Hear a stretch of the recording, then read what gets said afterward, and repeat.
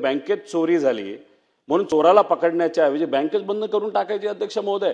आता हे जे 4 ट्रिगर आहेत त्याच्या अंतर्गत शेतकऱ्याला आतापर्यंत मदत मिळत होती, म्हणजे जो काही योजना सरकारने याच सरकारने आणली होती अध्यक्ष महोदय। मग मंत्री महोदयांनी असं सांगावं की ठीक आहे आम्ही 750 कोटी, खरं तर तसं बघितलं तर राज्य सरकारचे आणि केंद्र सरकारचे 6000 कोटी रुपये वाचावे म्हणून कदाचित ही निर्णय त्या ठिकाणी घेण्यात यावा। नाही तर मग मंत्री महोदयांनी असं सांगावं या ट्रिगरच्या अंतर्गत आम्ही ऍक्टिव्ह ठेवतो, ठीक आहे आम्ही विमा कंपनीला तिथं पैसे देणार नाही, आम्ही ऍक्टिव्ह ठेवतो विमा कंपनी ऐवजी सरकार या 4 ट्रिगरच्या अंतर्गत शेतकऱ्याचं नुकसान झालं तर हे सरकार त्या शेतकऱ्याची जबाबदारी घेईल। योजना ही केंद्र सरकार आणि राज्य सरकार दोघांनी मिळून या ठिकाणी चालवलेली आहे।